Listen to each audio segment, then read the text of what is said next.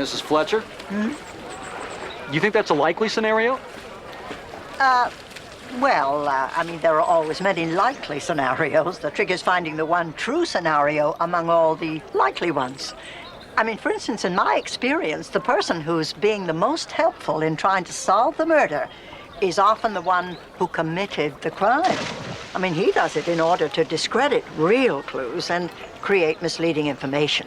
Oh, yes, too much eagerness to solve the crime is all too often a sign of the killer himself. Don't look at me like that. Well, you said yourself. The killer could be anybody. Anybody means you, me, Jessica. Exactly, or even those guys. Hey, you ask me, those guys look pretty suspicious. Well, they're FBI. How do you know? Earpiece visible behind the left ear. Slight bulge in the right sleeve, where the mic for the walkie-talkie is located. Second bulge, just under their jackets. Looks about the right size for a 9mm semi-automatic standard FBI issue. Suspects. Good going, Sherlock.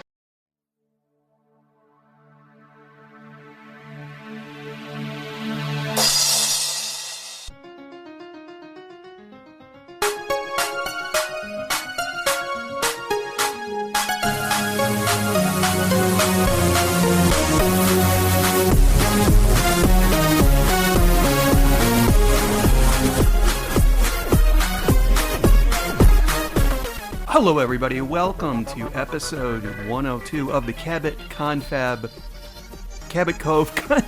podcast. This is Sean. That is a tongue twister. I don't think you could say that 5 times fast. That would be Cabot Cove Confab podcast. Cabot Cove, yeah. Or as I call it in text messages, CCC. Hello, Sean. This is Steve. Hello, Steve.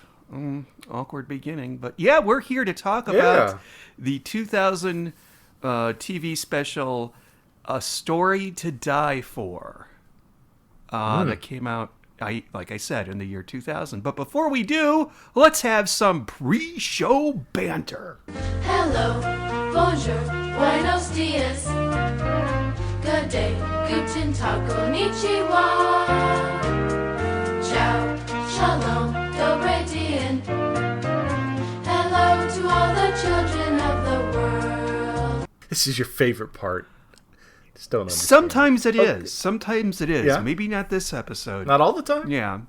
Oh, you got none today? Oh, no, I've got pre-show banter. I just want to say, first of all, Wendy's has a new sandwich out. It is my favorite burger. Mushroom bacon Swiss. It's as good as it sounds. I'm just going to promote that. Didn't they always have that hamburger? Because I feel like everybody has that hamburger. No. McDonald's used to, but not anymore. But, yeah. I guess maybe a lot of places do.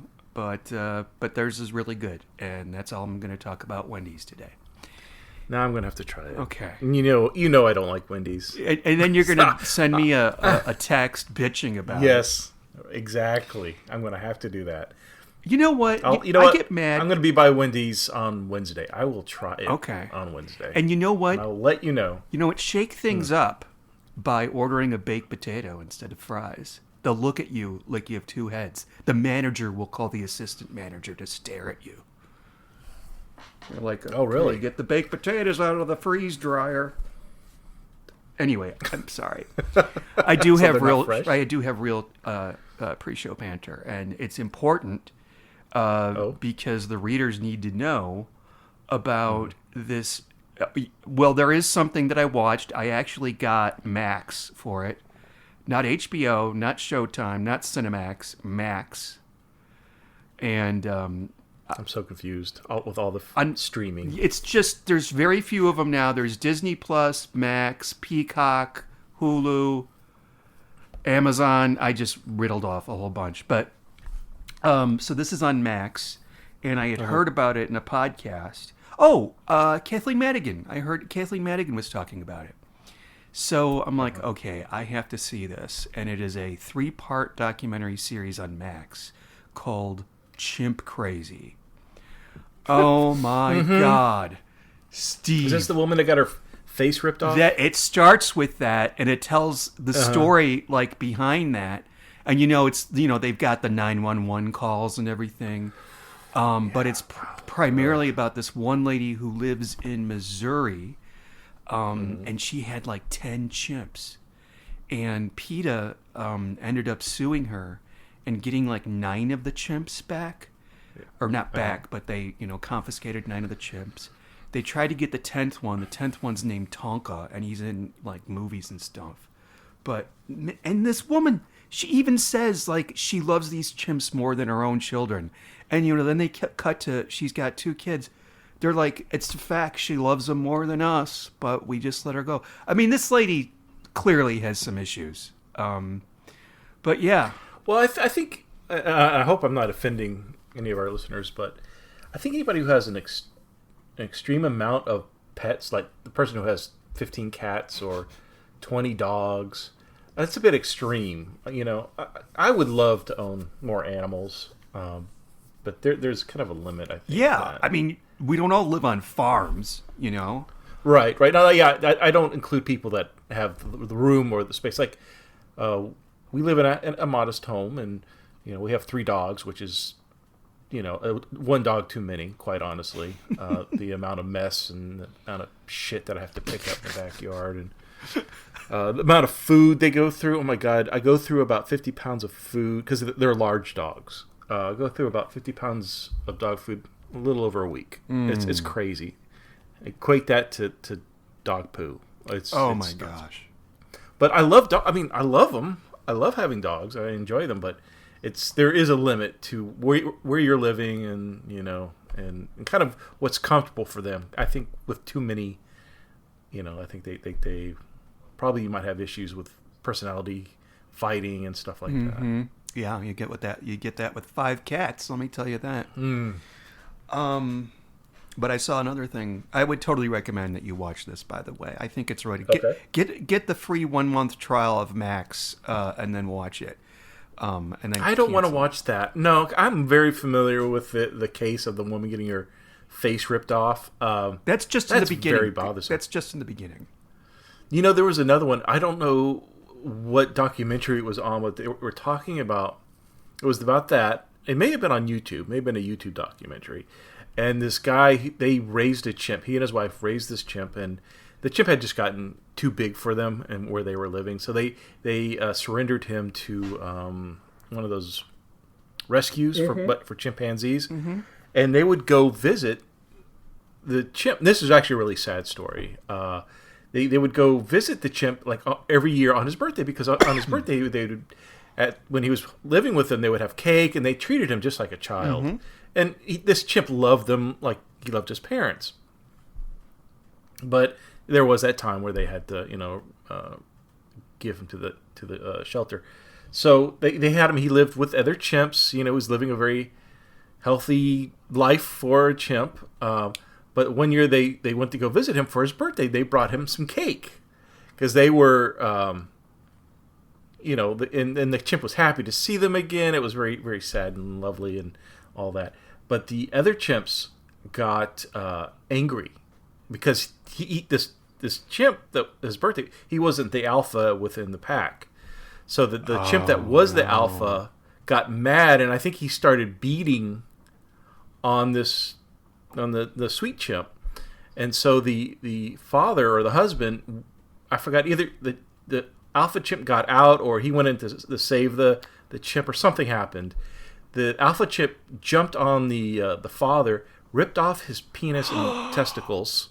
I mean, like, it bit off his nose. I mean, it was brutal. Oh my God. Absolutely brutal. And he didn't sue he was like, I did wrong. That's, they have a hierarchy, and that's what chimps do. And he knew he screwed up, but that scared me. And I think the wife was trying to beat the other chimp off of him because he was just tearing into him. Because he was so angry. It's just scary. It's really, I don't know why owning a chimp isn't illegal. It should be illegal. Just, like these people with 1,000 snakes. Who wants that? 1,000 what? Snakes. Oh, snakes. I thought you said snacks. Well, I guess you could eat them. I mean, if you so You inclined. did a Homer Simpson. Snacks. That's a pretty good Homer, by the way. You get down or I'm going to pistol whip you. Pistol whip. He was supposed to sound like Walter Matthau. I'm trying to, and so if you watch I think it's when he was, The early Tracy Ullman. What was the name of that? Ullman. Yeah. Yeah. I saw one other documentary series. This was on Netflix. This one you might enjoy because there was that one about the dead girl. Oh, my mom called me about this. I saw this documentary. You got to check it out. Oh, yeah. I mean, we talked about this briefly. Yeah. Oh, I saw. There's another one. Oh, it's so good. I think it might be as good as Don't Fuck with Cats. And I love that. It's a great documentary. And it's called This is the Zodiac Speaking. Oh, yeah. Now, I heard like about true that one. crime, and there's a few true crime things that are just completely overdone. Like the Manson family. I know all I need to know about that. And I frankly, I think that the Zodiac Killer is another one that, we're oversaturated with. Everybody knows, about the Zodiac Killer. Right. So this series spends about 20 minutes talking about the crimes that were committed. So I'm kind of like, boring. I'm looking at my mail. And then they switch to this family who growing up had a family friend who they soon come to realize is the Zodiac Killer. And they broke down everything, every bit of evidence that this guy must have been the Zodiac Killer. And if y'all see the movie Zodiac, he's in the movie. At one point, they go in and they interrogate them. It turns out that was pretty much the whole thing is all true. Everything that you saw in Zodiac. Anyway, that's all I got. Well, is it my turn? Yes, it's your For turn. pre-show banter. Okay. So I've been on a kind of a video game buying spree. It hits me like at least once a year. Maybe He a doesn't month play or so. Dead by Daylight with me anymore, people. No, I've been busy with other games. So, don't know. Are you speaking of cats? So I bought for my Nintendo Switch a couple of games. I bought the game Stray. Oh, is that good? Oh, I love it. It's great. I thought you played it for some reason. Okay. It's very- I think you would like this. Yes, I would, because there's a game called Limbo that reminds me of it, where it's like puzzles. It's a linear game, but you have to solve puzzles along the way, right? Like, Yes. So you play as a kitty, and it's it takes place somewhere in the far future on Earth. I'm assuming Earth. I haven't gotten far enough where I think otherwise. But so there's like robots. All humans are gone. They died off. But in their place are these robots that I guess were either their servants or sorry, built in their image. And so you're dealing with these humanoid robots that, anyways, it's really fascinating. It's the graphics are just absolutely beautiful. It had come out for like the Xbox Series X and S and the PS5, maybe PS4, but yeah, I guess it was PS4 about 5 years ago. And I've always held my attention because it has that Blade Runner-esque a world that you're a cat and you do cat things. And I like when you get to play as something else, like a cat or a shark and what's that, Maneater? oh Love yeah, that game. that's a cool game. But anyways, so I've always had my eye on it, and I found out it was coming out for the Switch. And I'm like, you know what? I think I'm going to wait for the port. And I tell you what, it came out looking pretty good. My concern was it wasn't going to. Well, it's not as nice as it is on modern consoles because the Switch is a little less powerful. Actually, a lot less powerful, but it looks really good. I started watching the reviews, and they were coming in positive, and I'm happy to say it's a really fun game. And then I saw another game. I think that our fellow Murder, She Wrote fan Pushing Up Roses did a video about strays. Oh, the game? Yeah. But I think you would like it, specifically you being a cat owner and all. You know what? At one point I had every intention to buy that, but I was so deep down the Dead by Daylight tunnel that I never got around to it. This might be a nice little break, kind of a side game to play every so often. Yeah. Instead of like Texas Chainsaw Massacre or something. Right. This isn't as violent. Yeah. Like one of the first things you do is you have to play with another cat. You know, it's cute. Anyways, And then doesn't the other cat die? Doesn't there a cat death in the beginning? No. Oh, okay. Maybe it's later in the game, but I have not seen that. So, well, and then I saw that there was a sale. By the time people listen to this sale will be over with. But I don't know if you ever played the games Portal or Portal 2. Oh, yeah. Yeah, love those games. Those were on sale on the Nintendo eShop for it's like $4.99 for both games. I mean, that's an incredible deal, and those are great games. So I bought that, and as I was surfing around on Amazon, as one does when they're bored, I saw another game I had completely forgotten about. It was also released about 5 years ago. It's called Road Redemption. Road Redemption, I don't know if you ever played this back in the 90s, it was called Road Rash. Mm-mm. You're basically on a motorcycle and you beat each other senseless with like baseball bats, mace, that's cool. axes, and stuff like that. Oh, it's great. It's a lot of fun. But the Road Rash series kind of died off. It was an EA game. They stopped making it about 10, 15 years ago, the series. So this company came out and they made basically a spiritual successor to that series called Road Redemption. And I gotta say, I'm having a blast with that game. You're racing a motorcycle. You've got certain objectives and things like that, but you're on a motorcycle and you've got to hit people off their bikes, try to kill them any way you can. You got police officers coming after you. It's a blast. It's violent. It's great. It's a complete opposite of Stray, where it's more of a nice, relaxing, soothing game to play. This one is just frantic insanity. It's great. Cool. But that's what I've been up to instead of playing Dead by Daylight. Well, okay. The first thing is admitting that you have a problem. I see. All right. We have mail. Oh, really? Okay. Here's the mail that's here to stay. Mail. What was the? How did that song go? Here's the mail that never... I don't remember. It's been a long time. My kids used to watch Blue's Clues. It's...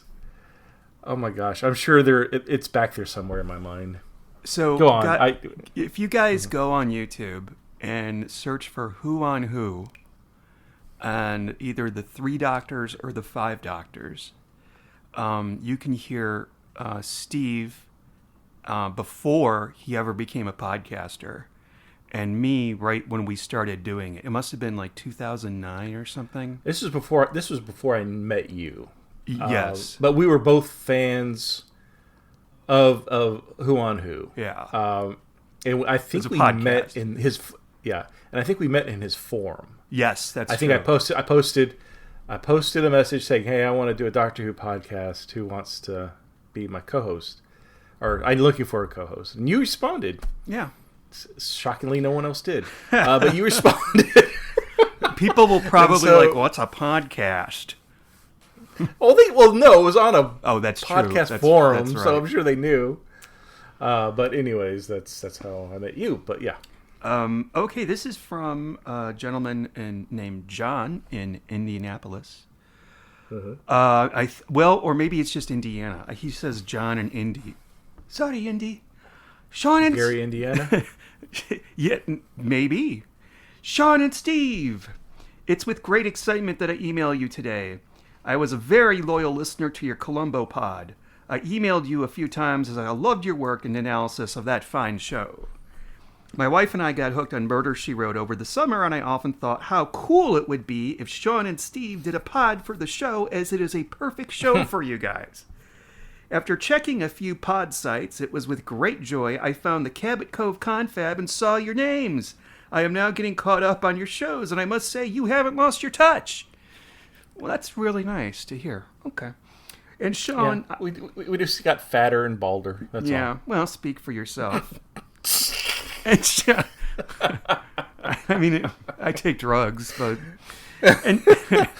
and Sean, I had just watched One Good Big Deserves a Murder, and as always, went to IMDb to read about the actors and see who is still with us.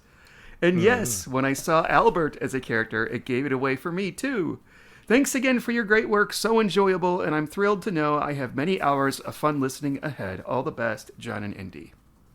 Oh, that's very nice. Whenever I read those, I always feel like Georgia on Karen and Karen on My Favorite Murder when they read what they call hometown emails. They never read mine.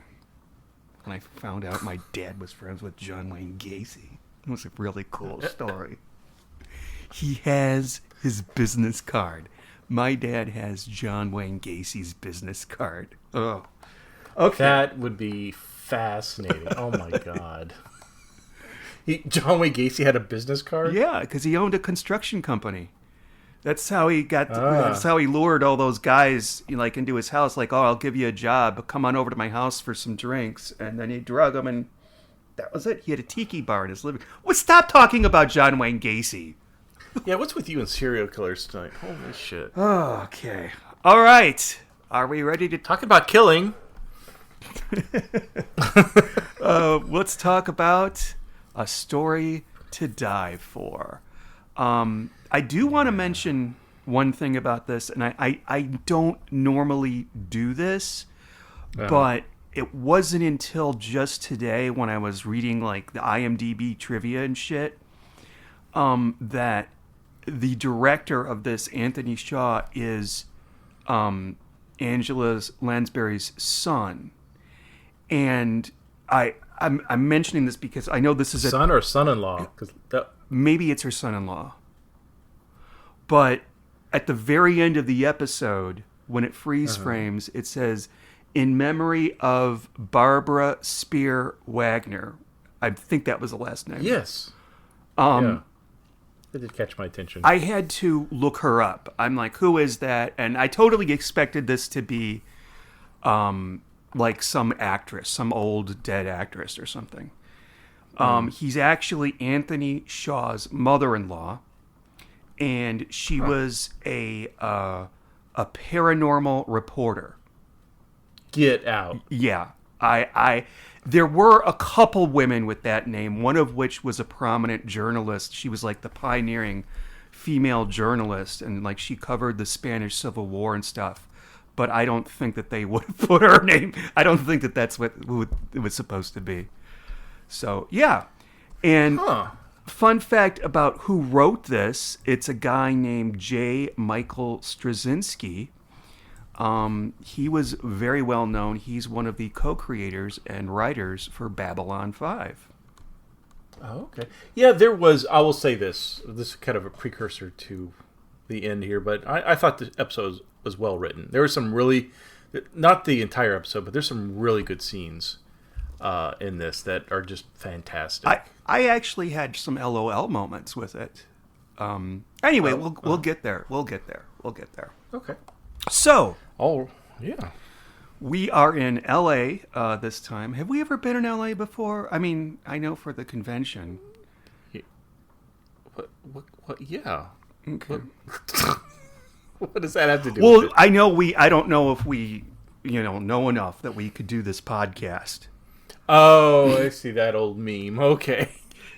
Folks, just so you know. Don't explain it. Okay, You've all explained right. it 100 times. I'm sure everybody's heard it now, and they're like, oh, God, Sean's going to say it again. It's Yeah, like we're good. Jim Harold and his stories. All right, so we're at a book convention, an authors convention. It's a speaking convention. It's the I should have written it down, but it's where authors are going on a speaking tour to help promote their books. But this is kind of like a pre-show event before they go on tour. Right. Okay. Yeah. All right. And it's put on or sponsored by a firm called Speakers Inc. Ooh, yeah. We really dipped into the clever well to get that one. Yeah. I'm going to say these movies, these TV movies, because this is a TV movie, they're really going for the gusto with presentation, and I respect that. I mean, I admit I missed the theme song and the Jessica jogging and Jessica, playing gun with her finger in the greenhouse, picking it in the greenhouse. Yeah, so I missed those scenes, but this one opens with a beautiful cinematic flyover, and it kind of reminded me of, are we going to the Outlook Hotel from not Psycho, The Shining? The Shining, thank you. That's close. The Shining, and I'm like, ooh. I forgot, but I thought that too. It did look very, very nice. Yeah. Very cinematic. So we have a whole list of people here that Oh fuck, we do. authors that are attending this convention. We have Warren Price, played by Richard Crenna. She's Jessica's quote-unquote boyfriend this episode. Yeah. Best friends. Yeah. Besties. He will eventually be framed for murder, maybe. We have his protege, Patricia Williams, pretty blonde lady, not at all romantically involved with Warren. She has that spunky look. Who does she remind me of from the 90s? Married to Dennis Quaid. Maybe not anymore. I don't know. She does that little squinchy face. She was like in Inner Space. What's her name? I don't know. I'll think of it and interrupt you Okay. later about All it. right. But continue. Or you can start banging on the keyboard. What is her? It's Meg Ryan. Oh! She reminds me of Meg Ryan. Yeah. Sorry, it took me a second. Brain synapses are kind of delayed. I've been drinking already, so... But, you would think that would lubricate the brain synapses, the little spark of energy in your mind. Yeah. But no. We Seems have to delay. a motivational speaker and would-be sleuth named William Batsby. I like that name, Batsby. And we have his... Very, very unlikable character, by the way. We'll get there. We have his partner, I don't know what, gay lover, I don't know. I knew it. I knew you would like this guy. I'm like, he's gonna... Well, wait, he's actually the one person in this cast who would actually later on to become a big actor. Oh, yeah? The character's name is Everett Yang, according to IMDb. Yeah. But they call him Jay. So I'm like, wait, where did they get this name Everett from? It's not in the credits. Where do you get that, IMDb? I want to know. They don't say his name? I thought they did. They call him Okay. Jay. Maybe they do. Right. I don't know. But he's played by actor Daniel Day Kim. And if you ever don't care what happens to 8 seasons of your life, go and watch Lost. You ever watch Lost? He was Yes, in that. I was about to say, I feel like he was in Lost. Okay, Yeah. interesting. He was the Korean gangster. Well, we find out later on he's a gangster. Wait, I didn't know that you watched that show. How much of that show did you watch? Not much. Okay, so you got burnout like maybe after The Hatch. I don't remember. I think I watched it. I didn't watch it like directly. Like maybe on YouTube, I would watch. Oh, recaps. okay. This is a damn good show. It's just by the end of it, it's like I don't went care. nowhere. Yeah. So he was in that, and he was also. I think he's in Hawaii 5-0 now. I don't know. So he actually went on to become a big TV actor. So Angela Lansbury gave him his start, gave him his jumping off to stardom and fame and fortune. Now you poke fun, but how many actors can actually say that? Joaquin Phoenix. Who was the other person? Was it Jake Who's somebody else? Oh, Joseph Gordon-Levitt was in an episode. He was in it? Yeah. Which one was that? Was he a little smart aleck, little shit, or He was did he not- like a helpful teen that kind of teaches Jessica how to talk teen slang and be cool like the other adults? No, he didn't have a speaking part. He was like an extra in the foreground, and I think you could hear him speaking. He was like on his bike with a friend. I can't remember what episode it was. He's like, "I love you, Jessica." Somebody's. Sure, let's pretend he said that.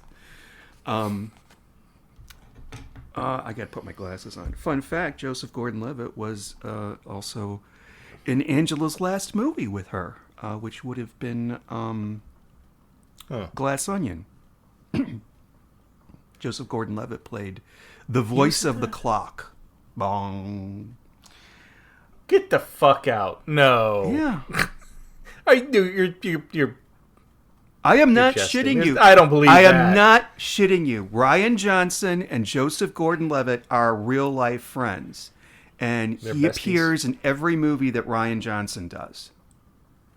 And he was in the first Knives Out, the original Knives Out. He was in the Star Wars movie. He wasn't a main character, but, blink and you miss him type of thing. Last Jedi. He was on. He was in Poker Face. He played a killer in Poker Face. You wouldn't recognize him in that.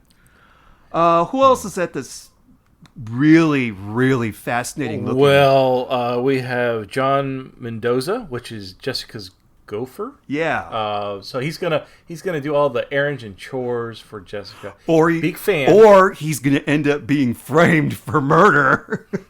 Yeah. So so Jessica needs an assistant while she's at the hotel, and he volunteered. And there's some sob story about his mother was dying, but by him reading her books at the hospital, kept her alive just a little bit longer. So he's forever indebted to Jessica. Oh, okay. So he volunteered to do this job, to be with Jessica. And when he tells her that suspicious. when he tells her that story, she gives the biggest I don't give a shit response. She's like, Oh, I don't know about that. she says, "Well, your mother sounds like a very special lady." Well, she's dead. We didn't get to finish the last chapter because you introduced all these new characters at the last end, and it confused her, and she's already suffering from mental disorders and whatever. I'm going on. shh, Cowan will talk. Penny Ryan, who is a figure skater, and I guess she's an author, otherwise she wouldn't be there. I don't know. I don't know. Yeah, and then we had Mark Rollins. Mac Rollins. Or Mac Rollins. Yeah, he's your how would you describe him? Bill Sean? O'Reilly. He's Bill O'Reilly, basically. Yes. Yeah. No, that's very, very accurate. Yeah, he's the Bill O'Reilly. He's an author instead of a asshole like Bill O'Reilly.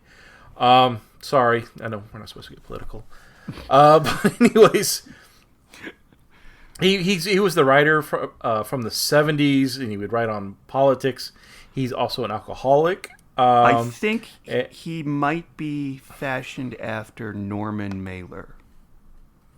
I don't know who that is. Norman Mailer was a political commentator, a writer. In fact, if you ever want to have a really good time, if you've got 30 minutes to spare, and you just want to watch something absolutely fascinating, go to YouTube, type in Dick Cavett, Roman. Yes, love his show. Dick Cavett, Norman Mailer, Gore Vidal. And just watch Gore Vidal and Norman Mailer argue back and forth for half an hour. And at one point, I don't even know what they're talking about. But it's fucking fascinating. Dick Cavett had a great show. I mean, I was not aware of his program. Was it a PBS talk show? I'm not real sure. But I don't know. But I became aware of it about 4 years ago. And love it. Every time YouTube brings up an interview with him, it's like, this guy really had something.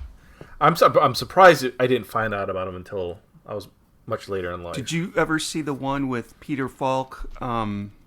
Yes. Maybe that's how it was introduced to me. That's very possible. Okay. And Dick Cavett was in the movie Beetlejuice, starring Catherine O'Hara, who was in Lemony Snicket's A Series of Fortunate Events with Okay. Jim Carrey, who appeared for Right. 2 seconds in the background in an episode of Murder, She Wrote, which is what we're talking about. And how is this related to Kevin Bacon? I'm sorry. I don't What? know. How many degrees? Oh, I thought that's what we were playing. I wonder Yeah, how many degrees is Angela from Kevin Bacon? it can't be much. Yeah, I'm sure I'd have to do some research. I'll get that on that. I mean, somebody who's been in the business for as many years as Angela Lansbury, I'm sure it wouldn't be much. Yeah. And plus, we don't know. Well, it would have to be a movie. I was going to say, we don't know what kind of plays Kevin Bacon has been in, if anything.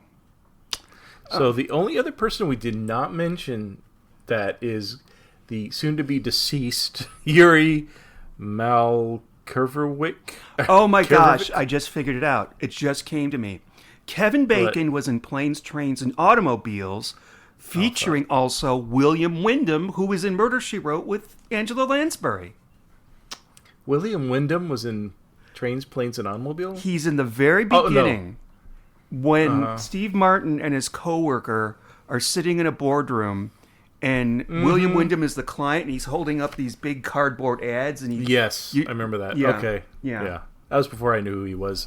I haven't seen that movie in forever. I need to see that again. That is a really great film. yeah, and 'tis the season too. So Yuri is a ex KGB Yes. leader person from the Soviet Union. I guess that obvious if they're with KGB. And he is also an author. He's going to release. He's got a manuscript where it in depth details on names and people in the political realm with the Soviet Union, which would, This I don't is know. basically, this is what we call the MacGuffin, or what Hitchcock would call the MacGuffin. Like, we don't really have to go into detail about what it is. Like, a few episodes ago, there was an auction house, and they were selling some actress's diary that named names. right, Same- right, yeah. same sort They of love thing. this, yeah. So it's pretty obvious, since Yuri's a real asshole anyway, that he's going to be the one that's going to get Oh killed. yeah. And you really do have a whole... there's one more guy. Joseph Brennan, who's the president of Speakers Inc. Oh yes, he's an asshole too. Yeah. None of these people... Well, most of these people don't do anything for the story, but that's okay. It's a murder mystery. But... Yeah, they've got an hour and 20 minutes to fill, so we're gonna have a lot of fluff. in Yeah. this. Fun fact, too, by the way. The scenes in the hotel lobby were filmed in the Hollywood Roosevelt Hotel. I've seen this hotel before. Yep. Was it? I don't know if it was in a Murder She Wrote or if it was a film, but It was Murder, She Wrote and Columbo. okay. It's been in Columbo. Beautiful hotel, by the way. Yeah. But everybody, we ought to mention all the speakers, all these authors and motivational speakers and stuff like that. They're all jealous of one another. Mm-hmm. They all wish they had the success the other had, except for maybe Warren, which is good friends with Jessica. He's we find out those two have a little bit of history together, even though we've never heard of them before. But Warren and Jessica both released their first book the same year. Mm-hmm. So, as Warren put it, they went to the same award ceremonies, the same dinners, the same. They did just because they were both like new author of the year kind of stuff. I think Yes. I think they need to do a spin-off of just Jessica's friends getting together, or like they had what am I trying to say? Just Jessica's nieces and nephews, maybe they all get together, like some kind of spin-off. I'm talking out of my ass. Never mind. I would love. I'm just gonna spin this a little further. It's probably the worst idea ever, but why couldn't they do something like that? But have Grady take on the role.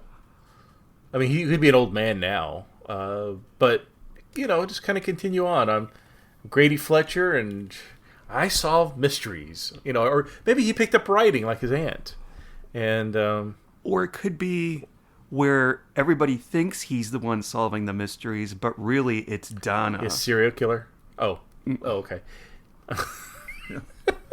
Because Grady has that. He's got that redheaded, soulless look in his eyes. Could be a serial killer. I'm just saying. There's a policeman in the parlor.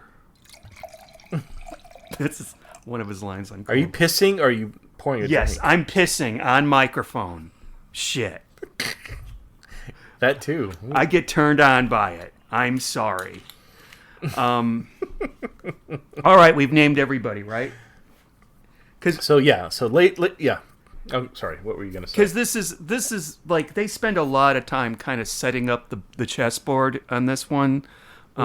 It becomes quite apparent who is going to die because we have a number of people that have arguments with him. Why is that funny? No, because it's so true. It's so true. You can always tell who's going to be the kill or who's going to be the one that's going to die. Yeah. And it's been done a zillion times before. Agatha Christie did it a million times, but I love it. I'm sorry. I just love this kind of a setup. Like it's you know who's going to get it. Everybody's got a motive. It's going to be the one I least suspect. Oh God, everybody, and I mean I'm talking about. The fucking bellboy probably has a motive. It's just John, her gopher, has a motive. Oh yeah. Oh no, he definitely does. Yeah. But So let's get to the cocktails. So later that night, everybody's got a little party. They're getting together. Jessica meets up with Warren, and I like the question Warren says, where he goes, "Jessica, why didn't we ever hook up?" Like, is he talking like hook up in 19 or when was this film 2000? Like in innocent terms? Or are we talking about like hook up? Like I think of it as like screwing. I mean, is that what he's asking? I don't Jessica? know. Like, That's a really maybe he saw her exercise video. oh God, did Angela Lansbury have an exercise video? Yeah, it was. I think you told me this. It was. In fact, I found out about it. I used to work in Suncoast Video for like 2 months Right. during the holidays. And this older lady came in and she asked if we have that tape. And I looked it up and it's been out of print forever. But she did, it was an exercise tape for seniors, I believe. And there are scenes of her like in the bathtub where it's just, up to her neck where, and she's talking. It's really hokey. But, she was the queen. eBay. Angela So, Lansbury all right. exercise tape. Okay. All right, really- let's see how much this is going I for. really want to know this. Oh yes. Oh, How much? what's this? Let's just get started. Oh, it's a bookmark. Did you say So they I guess the bookmark says, and it's, bookmark by the way is going for $20, free shipping. Get fit, get inspired, get Angela on video cassette. Oh my gosh, why is it? I'm seeing a bunch of other things, but I'm not seeing. Oh, this is lovely, lovely podcasting. This is. I think we're going to win a Peabody Award with this right here. I'll tell you. Yeah. Oh my gosh, I don't think it's. I don't see it on eBay. All I see is a stupid bookmark. If you That's nuts. if you Google it, you may be able to find it. Let's see. I wonder if it's on YouTube. Possibly. It's funny because all this other shit's coming up, like the Manchurian Candidate VHS tape, which I thought was. I didn't think they made a VHS tape about it because Sinatra took it off. This is nuts. I can't find it. I'm okay. If you go to the name of the videotape is Positive Moves, and if you go to YouTube and type in Angela Lansbury exercise video, it'll pop up. Hold on. There's Angela Lansbury as Mame reel to reel tape. That's only $6.30. What the fuck? How? Okay, I'm sorry. So it's Angela Lansbury what? Angela Lansbury exercise video on YouTube. Oh, it's on YouTube. Yeah. Just put a bookmark on that. Watch it later on, after the wife goes to bed. I can't believe, and I'm seeing like Mrs. Santa Claus. What? Where Oh, are here it you? is. Positive. Oh, I found it. So you can get it. Oh, a sealed copy. I may have to bid on this. How much is it? $17.90. Buy it now. There's a. It's Angela Lansbury's Positive Moves VHS tape, used fitness and well-being at any age for $8.95. But that's an open used copy. I think I would want the sealed copy. You know what I would want? I would want that, and I would want her autograph on it. Well, that's not going to happen. Sorry to say. So it is available. Well, okay. Well, let's get back to A Story to Die For. Sorry. Wish he was in Mutiny, huh? So Yuri is dead, and somebody steals his manuscript of this, tell-all book. Well, hold on, wait, no. We're still got to go through before the murder. We got stuff to talk about. Okay, all right. So so we were getting some close-up shots of a grandfather clock, and we see that at 10 p.m. everybody's kind of leaving for the night. They have had too much to drink and they're tired from dancing. And then at 12 p.m. housekeeping. We could have skipped that part. Housekeeping goes in and they find. Skip what part? Well, because there really wasn't anything. I guess in my notes we could have totally skipped what I put down. I didn't. Well, put shit. you see people we see Penny Ryan get out of bed. We see people looking like suspicious. We see William at the bar or leaving the bar. Yeah. So, Yeah, it's raining. Oh, by the way, a thunderstorm rolls through, makes it a very creepy evening. Oh yeah. Everybody's drunk. But there's a conversation between Angela and Warren out in the courtyard, and Angela is talking about him. We find a little bit more about Warren, how he's obviously looking a little sad, and he's probably what we think is he's thinking about his son, who we find out died in Afghanistan. He was a reporter, went to Afghanistan, and he never came back. He was found dead, and so he's lamenting on the loss of his son, and they talk a little bit about Patricia, his protege, and he accuses Jessica of thinking that they're having some kind of fling, and he's like, no, she's too young and I'm too old. And that's when he asks her, why didn't we hook up? So we learned a little bit more about Warren there, but so at 12 o'clock, housekeeping comes in. I hate that sound. And they always do it when you're masturbating too. Really? They have the do not disturb little thing you put on your doorknob. Fuck right? that. Nobody listens to that. No, they do. They do. I remember one time I was at I don't know what kind of hotel. It was not a high classy hotel. It was like in buttfuck Texas. I'm sitting there eating McDonald's for breakfast in my room, and out of nowhere the door opens up and this little guy comes in with an advertisement for a Mexican restaurant, and he's like, "Oh, sorry," and then closes the door and leaves. And I'm thinking, good thing I wasn't jerking off in here, and I'm just sitting here eating McDonald's for breakfast. Please tell me you were naked except for your underwear. I That was. would've been great. Why wouldn't? No.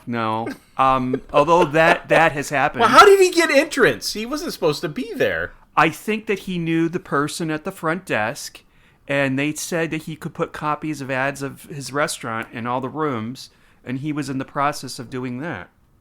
He did knock. No, he didn't knock. He just opened the door. That's fucking creepy. What if he was stealing people's stuff? I know. I should have complained. I didn't complain. It's got to be really bad for me to complain. Okay, so Yuri's found dead with gunshots in his chest. And then we're introduced to Detective. Oh, wait. Lieutenant. What? Oh, go ahead. Lieutenant Detective Bob I wrote it down. Minkowski? Minkowski. Bob Minkowski, Lieutenant Detective. And he's a big fan of Jessica. They do. So we don't have to deal with that nonsense of who are you? Get out of my way! I don't want to hear the woman talking the woman's places in the kitchen shit we saw in what was that episode? Yeah. So we don't have to deal with any of that. This guy's a fan. He encourages Jessica. He's like, please help me. I love solve that. this case. We have never seen that before, and it's so appropriate that the cops have heard of her before. Even though At this point, no other episode I think does that. Once the murder is committed, I think somebody says, "Well, would you look at that? Someone's been murdered, and Jessica Fletcher is here. What are the odds?" And it's a joke, and she overhears him say that, and she comes up smiling. But she's does not want to be involved. I think William Bapsby says that. Yeah. She does not want to be involved in any more murders. She's like, I'm too old for that shit. It's the year 2000. Right. Let me sit in my huge, oversized hotel room that looks like a set at John M. Smith's Homemakers. Did you ever notice that? Mm-hmm. I think she's got the same hotel everywhere she goes. I did Hotel room. recognize the set. Mm-hmm. Yeah, I did recognize the set. It does look familiar. So Warren is checking on his friend Patricia. Oh yeah, this. And she's flat out hungover.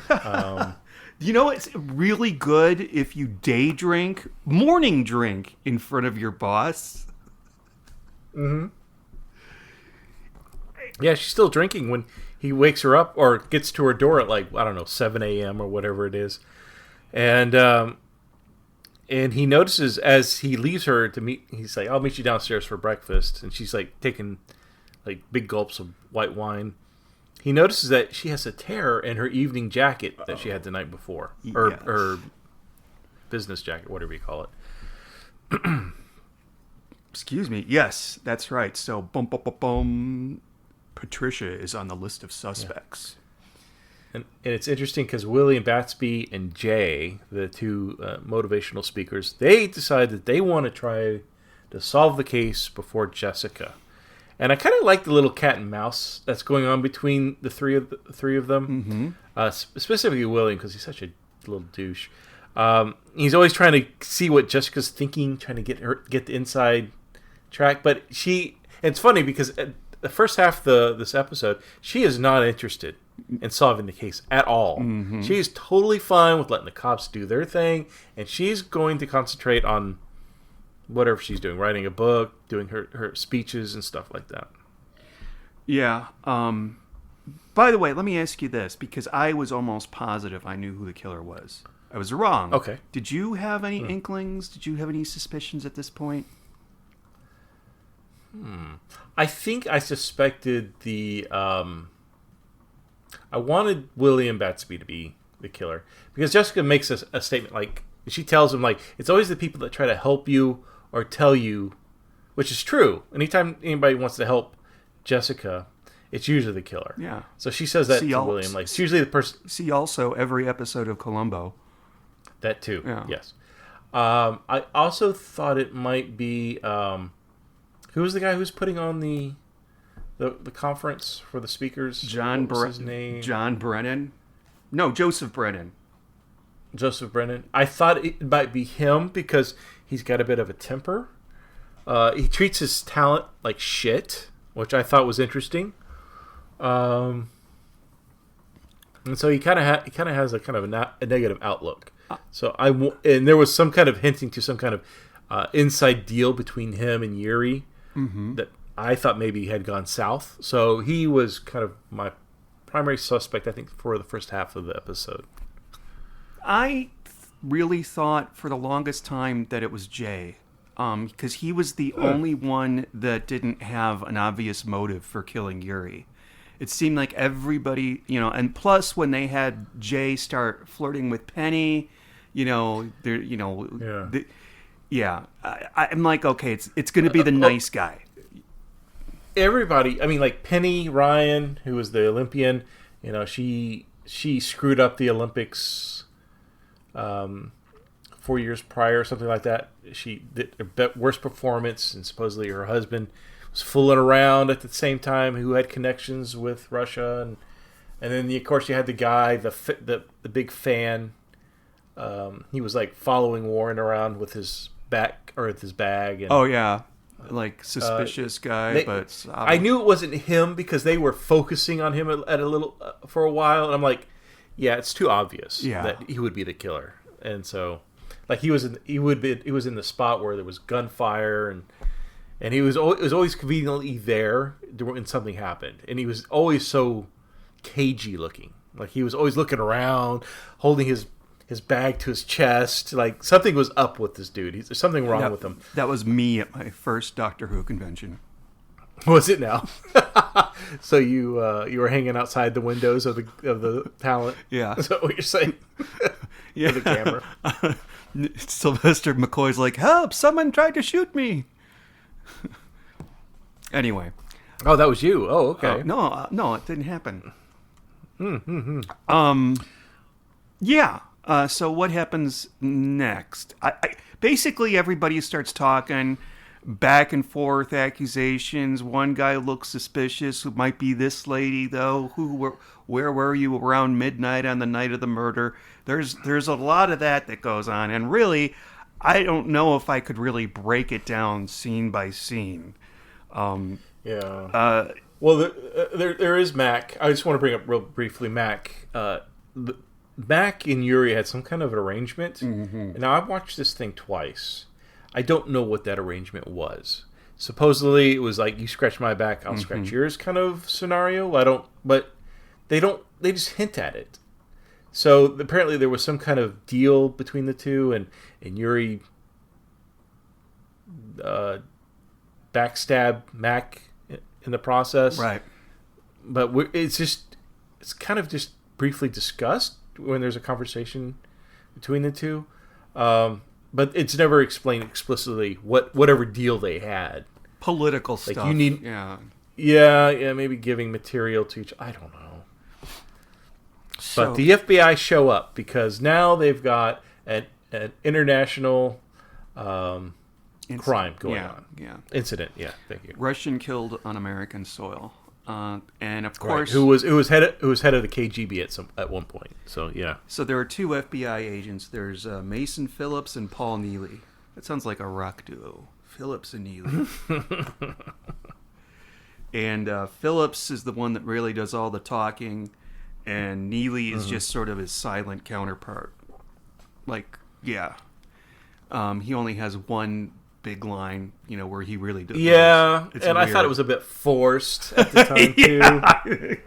I trust her. I like her work. I trust her. I like Jessica.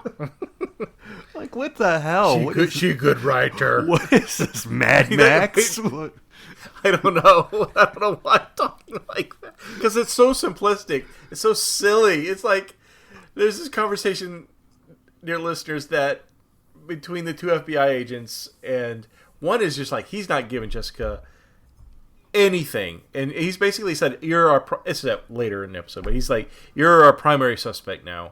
He gives reasons why. And he's like, I'm here to arrest you. And Jessica's like, give me 24 hours. I'm so close to solving this case. I can figure it out.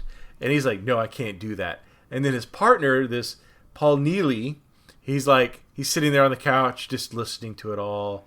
He's absorbing everything that the two are saying in this conversation. And he's like, I trust her. Give her the 24 hours.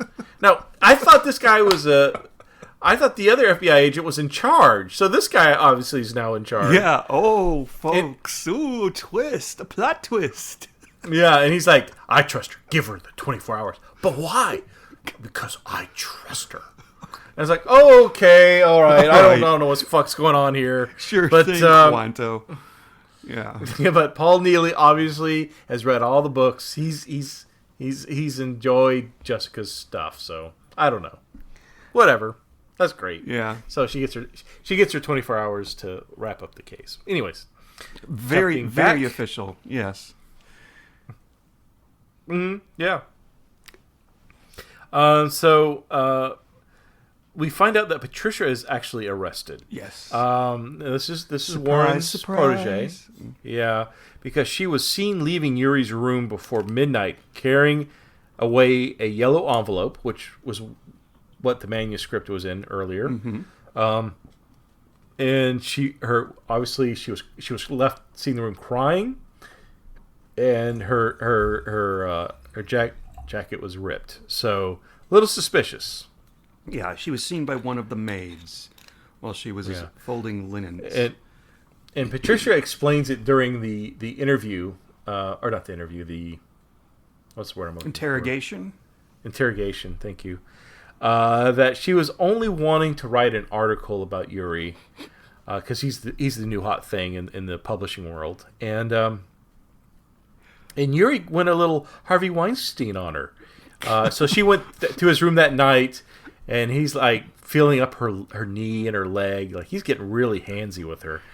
And so she leaves in a huff, and he's like, "Great." Well, he's got like no, she's got like push him down, like get off of me, like what is that between? What am I feeling on my leg right now? And so she pushes him away, and he gets a little overly aggressive, and so that's why she's seen leaving and crying and stuff like that. He's like, I should listen to Cosby and just drug him. Hey. Wait, there's one thing. The FBI don't believe Patricia at all. They're like, yeah, right, sure. There's one scene that's I guess it's not important at all, but we should bring it up. John Mendoza, Jessica's gopher, is seen by some guy who I at the time assumed was an undercover cop posing as a butler. He sees John he has a envelope like the one that the manuscript was in. Yeah, everybody keeps their manuscript in the exact identical yellow envelope. Everyone. And we're talking about Patricia, Mendoza, Jessica Warren. Yeah, they're all over Yuri, the place. obviously. The maid who does housekeeping has one. So I guess John doesn't have a briefcase or a satchel bag or No shit. I don't know what. Why? But- what's the hate against satchels? I love satchels. So he has to take his envelope. It's not a purse. It's not a purse. It's something a man can carry around and look very masculine. Satchel. And it's very cool. I like satchels.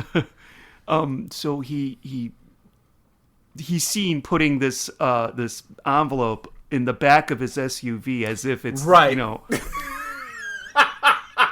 This is so fucking awkward. He's got a trunk, right, ladies and gentlemen, an SUV. You know what? You could fit like a couple of dead bodies in there. He opens it up, and there's a single envelope. And when he drives, that thing's going to be flying across the cab. What? Why is he doing this? Okay. And so then at one point he's basically mugged by the undercover guy who's like, give me the package. And he's like, whoa, I don't know what you're talking about. Dude, I've only met you. Sorry, go on. Let's see your package first. He's like, well, no, this is a book I wrote, and I was going to give it to Jessica Fletcher to read. So dumb. Like Jessica would be like, "Oh, that's so nice of you, Johnny. I'll read this on the way back to the airport." And when she's at the airport, she just throws it in the trash. She wouldn't do that. I don't know. It's I don't tough. know. I don't know. I mean, So that tells me he really didn't have a mother that was dying that he read the book to. He was still solely there to get her endorsement for his murder mystery. Which if he was just honest, come on, what an ass.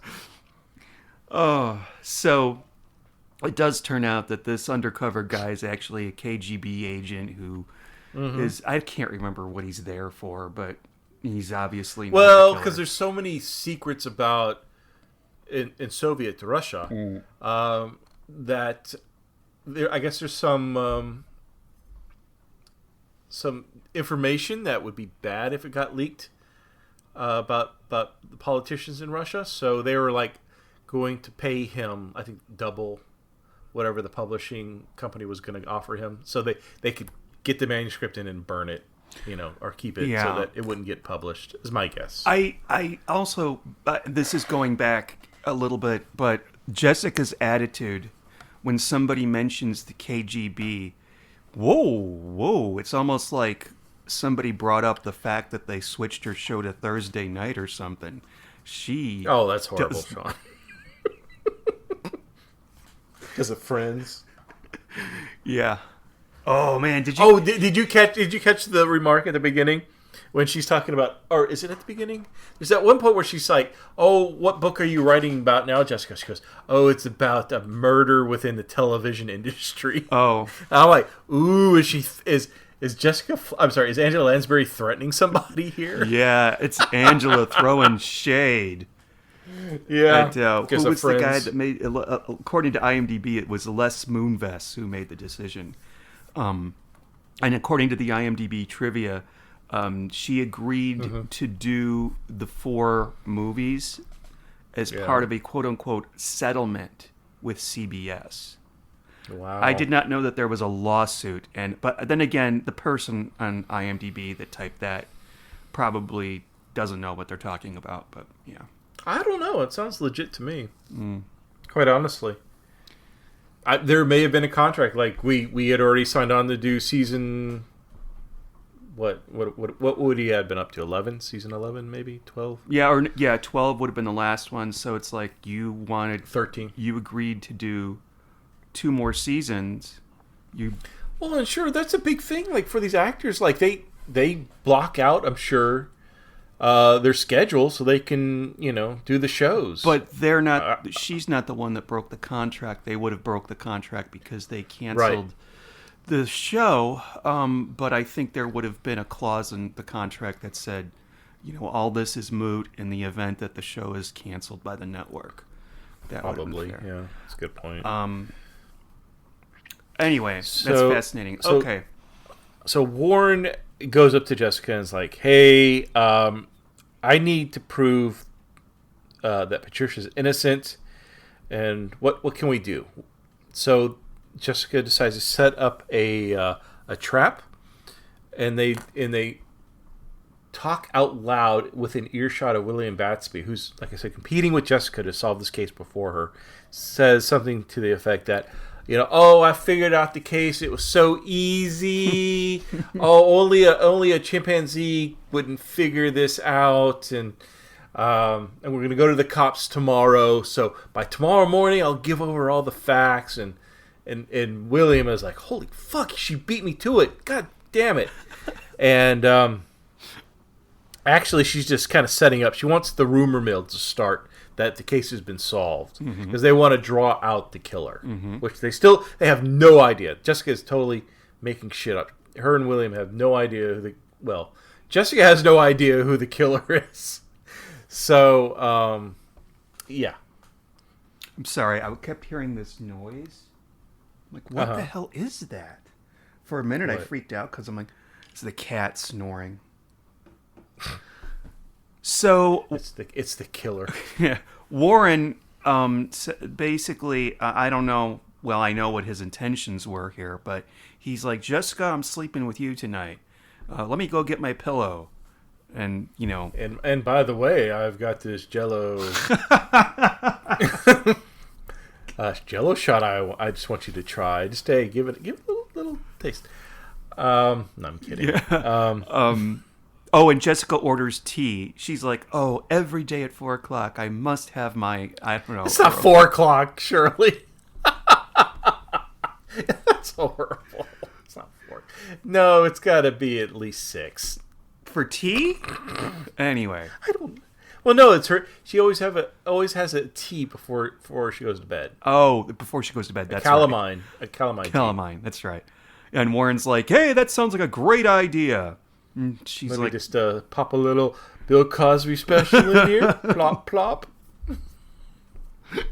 Serving up a Cosby cocktail. Okay, no more. I mean, he's been hinting all episode about how he's attracted to Jessica. He's been trying to hey, Jessica, I'm going to sleep with you tonight for quote unquote protection. You sick bastard. But they keep it clean. I mean, he wears his old Dick Van Dyke pajamas, and he's got a comforter. And, it's all good. Did Dick Van Dyke ever come on Murder, She Wrote? I don't. Or was he doing his own prescription murder at this point? I don't know. I don't. Why couldn't that be a crossover instead of a Magnum PI? Yeah, that would have been awesome. Yeah. Two Broadway greats, Angela Lansbury and yes! Dick Van Dyke. Oh, I would have loved it. Oh, what a perfect match. Don't fucking want to see Tom Selleck. His handsome mustache. I didn't tell you I grew my mustache back out. Oh, you did? I shaved it. Oh, yay! Yeah. But I'm not going to be as obnoxious with it like I've been in the past, because before, it was so long, like, it could go up to my eyebrows. I could pull it up, which was quite long and bushy. So now I'm keeping it trim, more a petite, a Perot mustache now. Ah, very good. Mm-hmm. Did you see... Not Perot like Kenneth Branagh Perot, but more like a David Suchet. Oh, okay. Perot mustache. Very yes. cool. Did you see the latest person to play Poirot? What? They're doing a production. When I say a production, I mean like the BBC, whatever, is doing a production of The Mysterious Affair at Styles. You know who's playing? You know who's playing Poirot? Okay, this is this already released? I do not know. But this is who's. Well, if you hear more, let me know. I'm gonna have to find out more about this. Well, you haven't heard the punchline. The person playing Poirot is Peter Dinklage, who is... Stop! No! I'm not kidding. I'm not kidding. Are you serious? Yes. So that could be really good or really bad. I don't really know. bad. I just don't know what to think of that. I mean, that's I don't either. It sounds wrong. Mm-hmm. But I know he's a great actor, and... Okay. I don't know how I feel about this. I almost... He's probably going to be better than John Malkovich. I didn't like John Or Tony Malkovich. Randall. He'll be better than Tony Randall. I have tried to watch that movie 2 or 3 times. I cannot get past the first 20 minutes. It's so hard. So hard. Was it the ABC Murders that he did? Tony Randall? I don't know, because it takes place at the time, like modern day New York, which is like the 70s. I can't get past the bath scene, the steam room scene. I don't know why it bothers me. And I don't even think Tony Randall has a mustache. Really? I may have to try again, see if I can get a little further. It's just Poirot in New York City in 1970. It's just not. So it's not even. Yeah. Okay. It's hard. You know who I've always liked as Poirot? Who? Alfred Molina. He was in the made-for-TV American version. Did you know that he played Poirot? Anyway. No, I did not. Bobitos no, on air. I was not. Poison is still fresh 3 days. It's funny. I was when you were talking earlier, I was thinking about Poirot. It just happens. I'm sorry. I get distracted by it. I don't even know what you said that caused me to think about it. But I was thinking to myself, I really, really like the Peter Ustinov. And I don't normally like his Poirot, but I want, and I've watched it like 3 times already. I would like to see it again. It's on YouTube for free. Is the Death on the Nile? Yes. What he did. That is really that's funny enough. I think Angela Lansbury's in that too, right? Yeah. That is an amazing movie. I mean, like I said, I'm not a fan of his or of his Poirot, but that's his best. And I've seen his other films. Did you know that on the set of that movie, what's the Canon release? Those Ustinov movies, I think they're Canon releases, and that movie was a big deal because it won an Oscar for best costume, and it was I can see Cannon that. was like flabbergasted. We actually won a fucking Oscar. You know, they make all these shitty Really? movies. No. Yeah. I do. Well, because Angela Lansbury's wearing that. She was playing Madam. Oh, what was the character's name? I can't think of it, but she was wearing that red, like, sparkly sequence. Oh, on the or dance sequin- floor, and she's drunk all the time. Oh yeah, no, Angela Lansbury is perfect in that. I And- love it. and if- that is such a good film. We talk on Skype, dear readers, and both Steve and I, for our icons, we have different pictures of Angela Lansbury, and mine is from that movie. And I say, "Bartender, this crocodile has lost its croc." And she's got all these, like, yeah. Did you know when they made that movie, Betty Davis, Angela Lansbury, and Maggie Smith all shared a dressing room? If I could be a fly on a wall. Maggie's. Oh wow! Betty Davis was in that. Why can't I remember her in that? She played the old like bitchy. I know I'm really narrowing it down for you. She's one of those actresses that plays herself, kind of like. There's certain actors like John Wayne. Yeah. He's the same character in every damn movie. Who else? Harrison Ford. Who's the guy who was in? I'm sorry, I can't think. Oh God, the booze are kicking in. My memory's going. The guy who was in Casablanca. Humphrey Bogart. Humphrey Bogart. He always plays himself. He's the same character. I can't stand Humphrey Bogart. I just didn't. Really? Get it. Yeah. He's great. And I actually watched Casablanca for the first time about a month ago. Oh, really? It's a great film. Yeah, so there's just certain actors, they don't play characters. The Rock, I guess, would be another one. I don't like The Rock, I'll be honest, so I don't like putting him in the same room with these great actors. I But like Jumanji. certain actors just play themselves. I like Jumanji with him in it. I like that movie with Really? him and Jack Black and Karen Gillan and Eric. Karen Gillian? What? Gillian? Karen Gillan. Isn't it Gillian? Come on, we used to know this stuff. What happened? I think it's Gillan. I thought it was Gillian. Okay, that's fine. It's weird Here because on earlier, Karen Gillian's aisle. Okay. earlier I was thinking of Gillian Anderson. Gillian Anderson. For some reason. No, isn't it pronounced Jillian? I thought it was Gillian. Okay, I mean, I believe you. You know what? I believe you over my memory. Okay. Let's put it that way. I mean, just to be clear, no judgment here. You're not the only one that's fucked up right now. It's hard.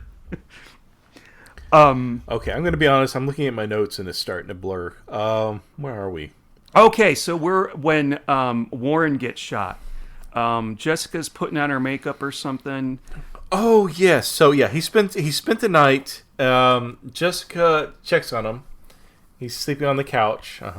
And she sees a note that's been slid under the door, and it says something like "Stop or die." Yeah, something like that. Yeah. So she wakes up Warren. He's sleeping on the couch, and she goes in and she's like, "Well, I guess the murderer now knows that our plan worked. That we're smoking him out." And she goes in. She's got to clean up herself, which who knows how long that takes. But Warren, all of a sudden, we hear a shot with like the silencer, and we hear a thud to the floor. And he's been hit in the arm. I think we hear break. Do we actually hear? Does this You matter? hear, yeah. Do we hear Yeah, shot yeah. breaking glass and then thud? Yeah, because it makes no fucking sense when we find out who the killer is. Yeah. Or would it be? Yeah, I don't know if they actually. No, it was glass. You hear like thump, just clash, and then him hitting the ground. Okay, so they actually did it in the order that it actually occurred. Because, spoiler, he's the murderer, and I think that the note was a little overkill. I think shooting yourself in the arm will suffice, dear sir. Yeah. So, Jessica puts on her detective hat and she goes down. Yeah, right. If he didn't do that note, Sean, if he hadn't done that, because that was the final clue. Mm-hmm. That kind of nails him. Yeah. If he hadn't done that, he probably would have been scot-free. Mm-hmm. And the thing with the note and the fact that when the waiter delivers the tea, she signs off on the bill, that was a clue, but it wasn't shoved in our faces the way they sometimes do on the show, you know? Like the, what was the worst one? Probably the big marble ashtray. Remember that one? Like, oh, Bob, could you hand me that big giant marble ashtray over there? I'm not going to... That weighs 3 pounds? Yeah, I'm not going to smoke or anything. With sharp edges. I need a paperweight. Careful, don't drop it. That thing can be deadly. Yeah. That could kill a man. So, Jessica figures that the shot came in at an angle, and it looks like it came from downstairs. I think she's like on the second floor. Okay, and yeah, on my second viewing, that shot was not at an angle. It looked like it was like straight through. I thought Which it it looked was. like it was from an angle because it hit the wall above the wardrobe or that chest of drawers or whatever it was. Well, because he shot into the wall, I think, in the middle of the night. Yeah, we're trying to deconstruct the scene here. There is a bullet in the wall towards the ceiling. I think with using his silencer, he shot the wall that night while Jessica was sleeping. Wrote the note. I think he did like his preparation for this. I think he did the night before. But the bullet, it's only a flesh wound. That's why he gets out of the hospital after only like a couple hours or whatever. What I can't figure out. Okay, I can't figure out. So he's got to make the glass sound crash. And then shoot himself, and then thud to the floor, and then hide the gun. Which I guess you could have like slid it under the couch or something, but. And then how did? But then what would happen when the cops came and he was in the hospital? What do you mean when the cops came? Oh, Well, because they called the cops and then they went to the hospital. I mean, surely the cops knew, like, oh, Warren's been or somebody's been shot. Jessica's at danger. I'm sure that the police officer, the detective, who I forgot his name already, is already like, holy shit, get somebody to that room. We got look and see if we can find any evidence. I'm sure the police were there. yeah, that's Immediately absolutely after. right. You're absolutely right. So what happened to the gun? He had no time, because when Jessica heard him drop to the ground, she went, Warren! Went running back into the where the kind of the living room, not the living room, the area where Sitting room. the sitting room, yeah. So I don't know how he did that in the amount of time he did. I had a problem with that. Yeah, he would have had to fire twice. Right. Because we have the bullet in the wall and the bullet that came through the window. But he did. I'm thinking he had to shoot him. He had to shoot himself first, then the glass. I just don't know. Or maybe he shot the glass the night before. But she hears. But then how did he? She hears the but glass. how, yeah, The glass Oh, break. the glass. Right. You know, Steve, I think this story might be flawed. He could have done the glass. Oh, I don't know. Yeah, he didn't have an opportunity To hide the gun. I don't know. He must have shot. Yeah, he wouldn't shoot himself in the middle of the night while she was asleep and then, sit around and wait for her to get up and. No, because the blood would congeal. Yeah. Because it looked like a fresh bullet wound. Too. Yeah. It was like blood everywhere. But we hear. They got the extra ketchup packets out for that one. Oh my gosh. We hear the shot. Yeah, I understand. I think if you think about it and break it down, it doesn't work, which isn't a good thing to say about a mystery. No, Agatha Christie would not have done this. Yeah, exactly. And her murderers took some real chances, let me tell you. So, yeah, there's something that happens here. The two, Phillips and Neely, they explain to her the note, stop now or die.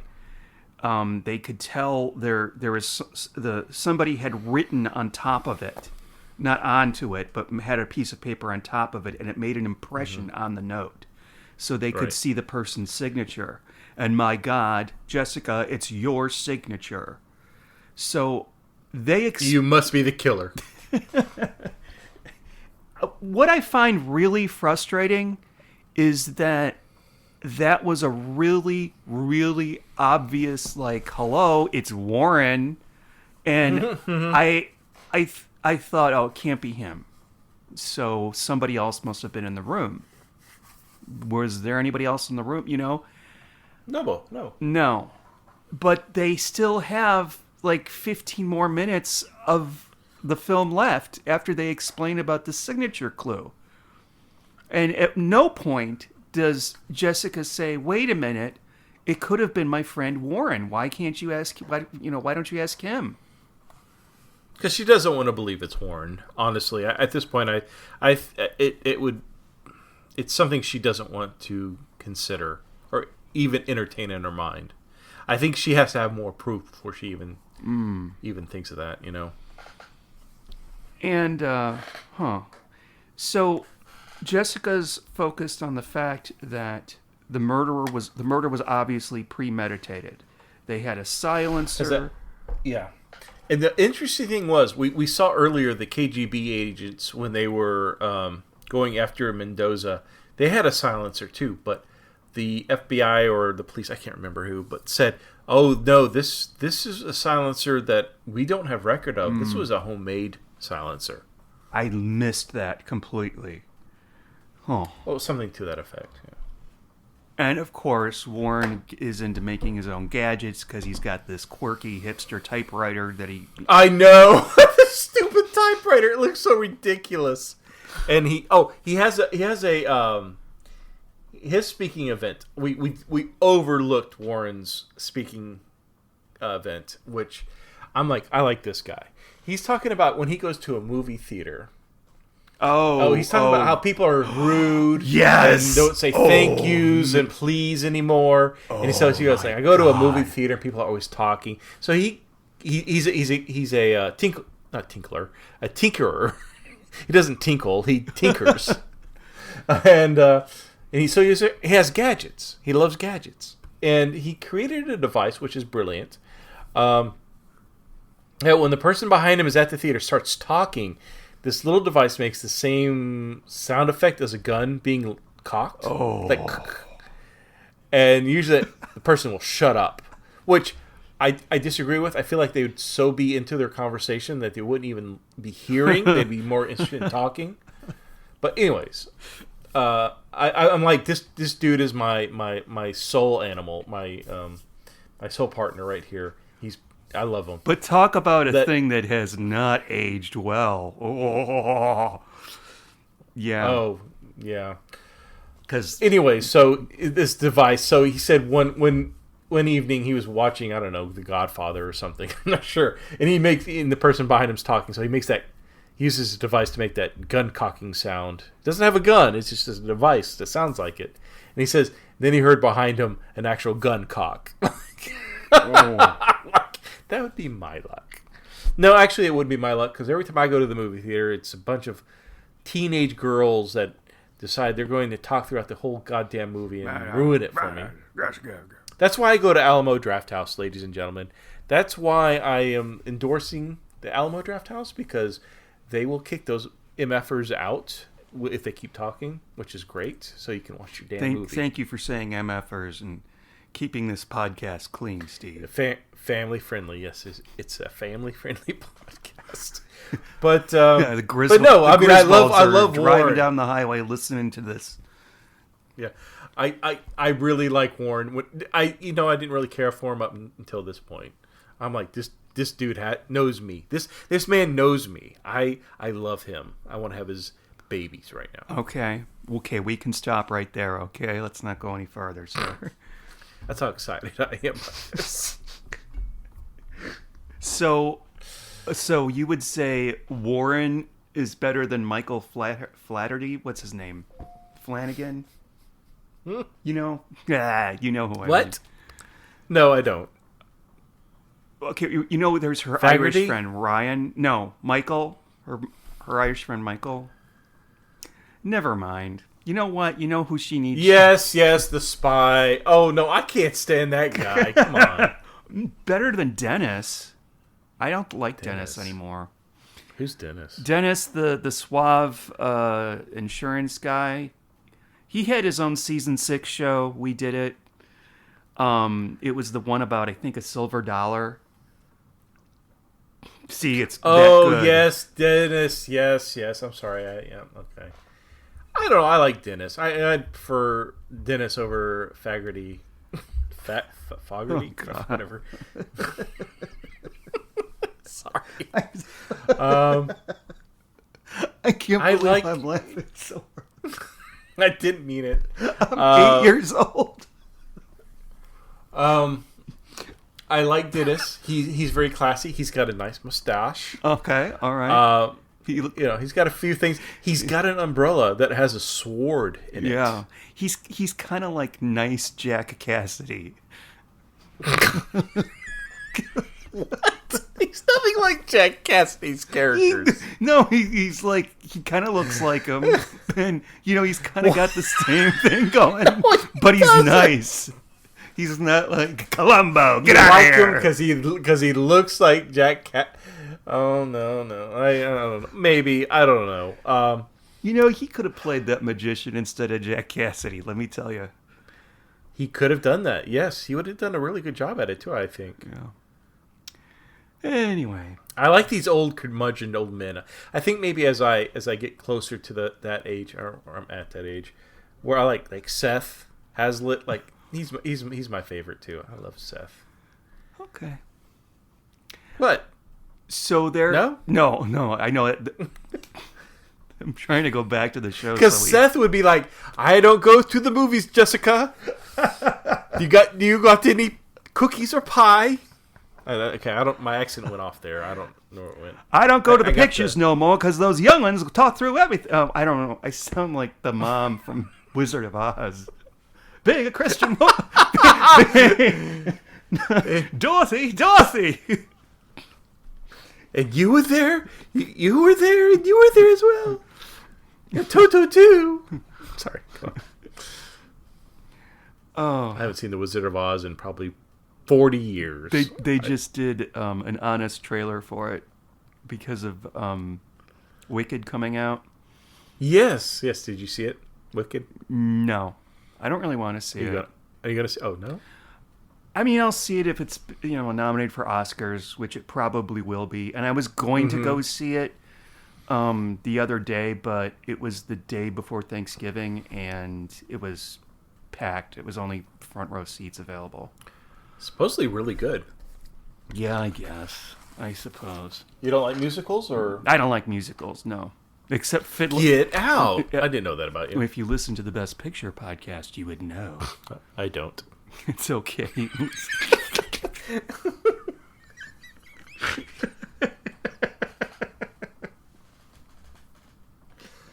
Okay.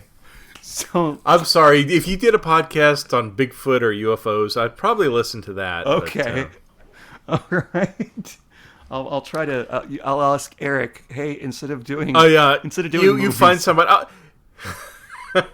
Can we talk about When sex? you were talking earlier, I can't remember if this was before the show we started recording or not. That you were talking about a YouTube podcast or your Mountain Beast. What was it that you started watching? Beardo. Little Town Monsters. Or Small Town Monsters. Small Town Monsters. And you're just like, oh, he does a podcast, and I'm like, Jesus Christ, Sean, you're going to do a podcast with this guy too? But I did say that because I was being nice. But now I did, so now I'm an asshole. No, that wasn't Small Town Monsters. That was the other guy. The one that Peter Laws. That's his name. Peter Laws. I'm like, he's like, so this guy, Peter Laws, he does a podcast. I'm like, oh God, Sean's going to be doing another podcast now? No. Because I think I drink too much. But let's wrap it up. Well, I'm calling dibs if you ever want to do a paranormal podcast. So just saying. I couldn't. I don't know. Oh, I would come up with a story, Okay. do the research, and just have you react to it. Okay. All right. That sounds so. you- I yeah, would you- be you- like Robin on Howard Stern. Oh, really? Oh yeah, yeah. Oh, I think you would be fascinated. Oh, that's interesting. Wow. Really? You know, Robin on Howard Stern is like, this is just a paycheck. I got to keep going. I'm making a lot of money now. I Gotta don't keep think. going. I think she likes her job. She has to. Oh, like she it. likes her job. I don't think she likes that person. Howard Stern. I don't. Yeah, I can't stand him. I don't mind him.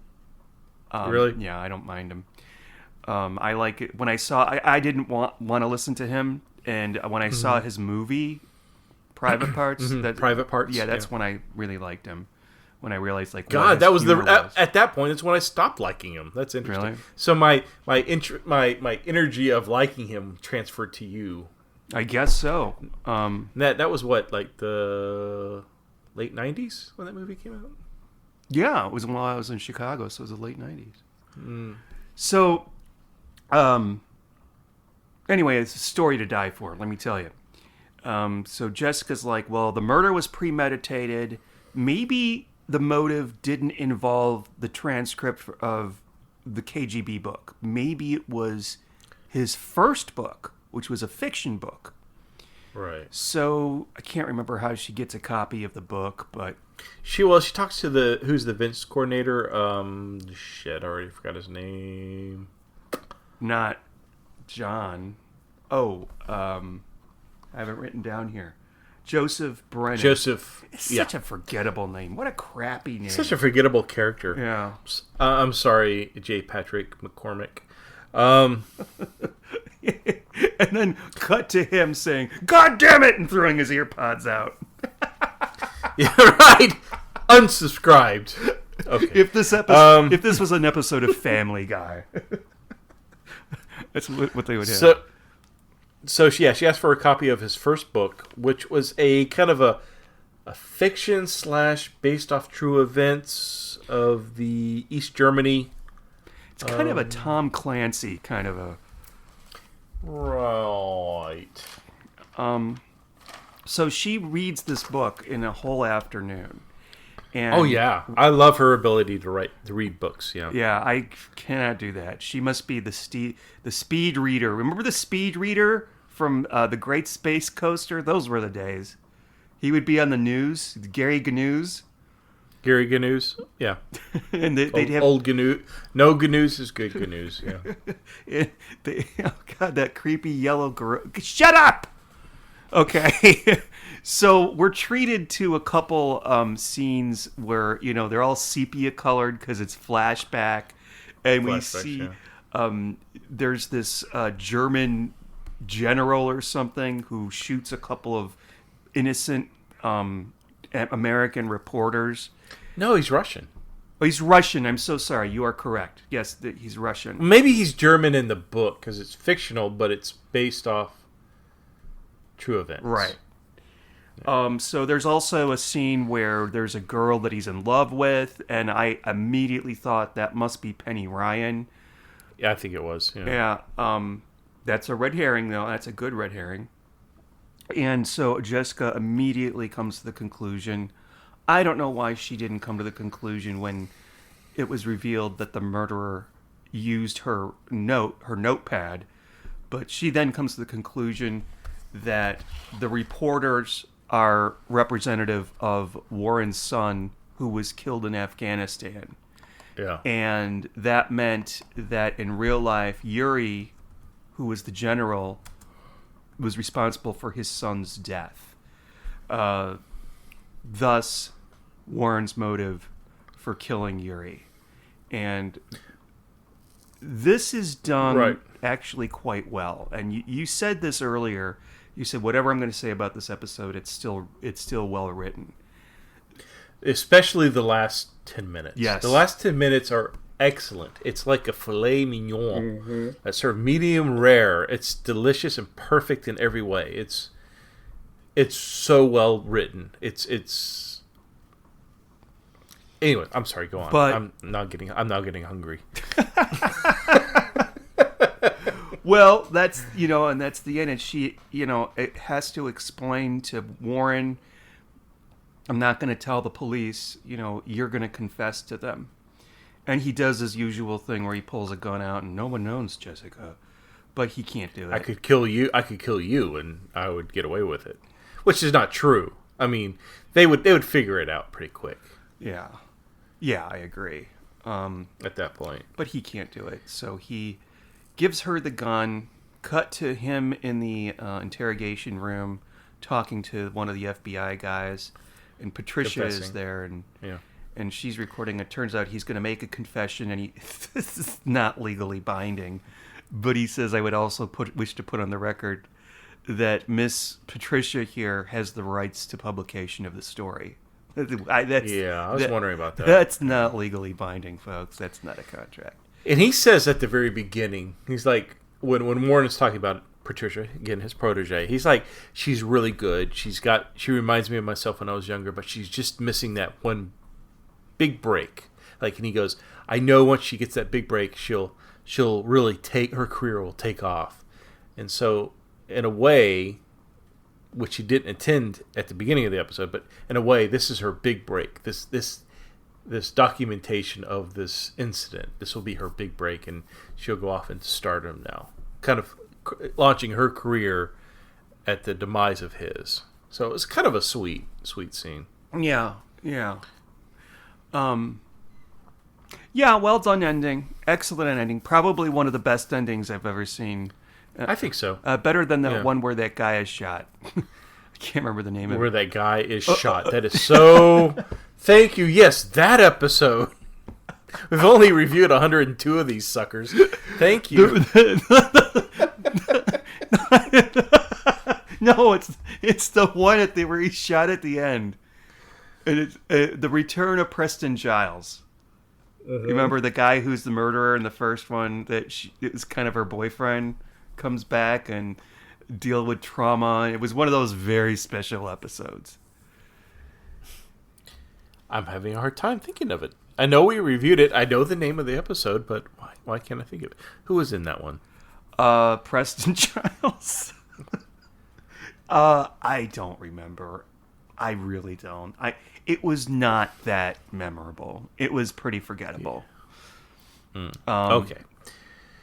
And All right. So let's. Oh, go ahead. yeah, let's do it. Let's You rate gotta it. review it. Okay. So initially, I was going to think about maybe 1 out of 4 because 4 words is "you are my friend" or What the fuck "I was love that? you." No, it was well. I think well written. Okay, so ladies and gentlemen, there was a conversation between Jessica and Warren before he turns himself in, and she says, "You are my friend." That's 4 words. That's 1 word away from "I love you."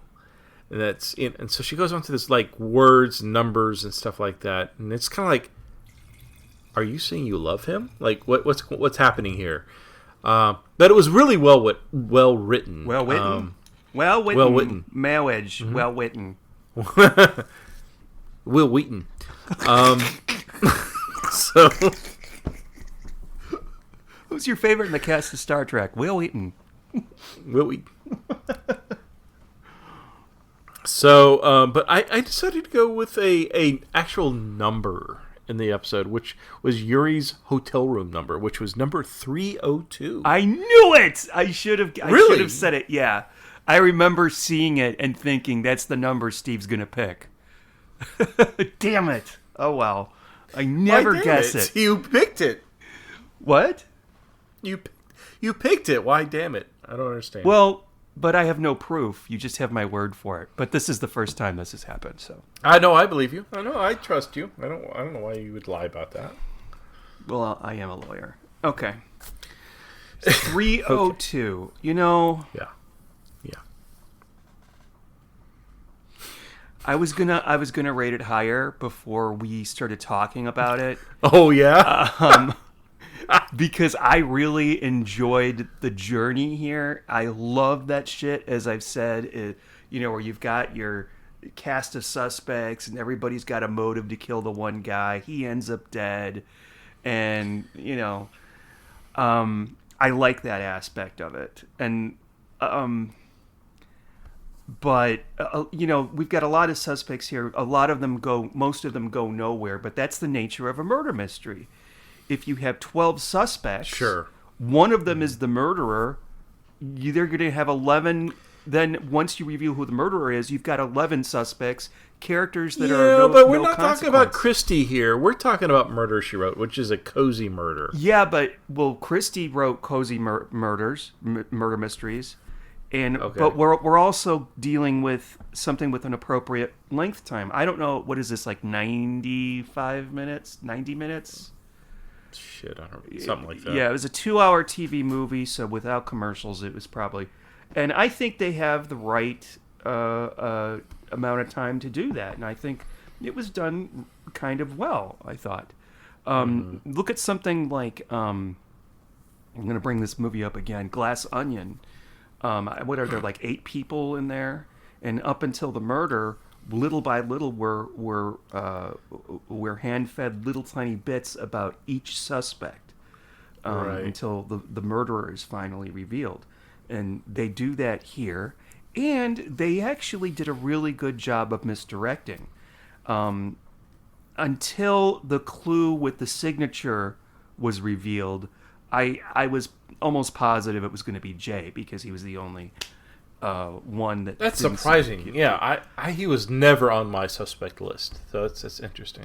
I do. Oh, there's one scene where he's having drinks with Penny Ryan. When Penny, And William Buxby, or whatever his name is, comes over, and like Jay gets mad because it's like he's cock blocking him or something. yes, he is. He is.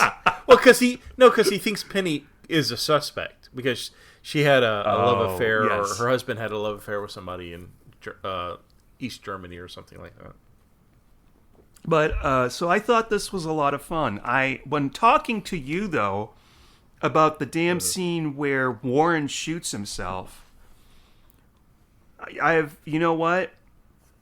Yeah, that just does not work out for me. Maybe if it was explained at the end, Right. that bothers me. So I'm going to give this. This was still above average. I'll give it a 211.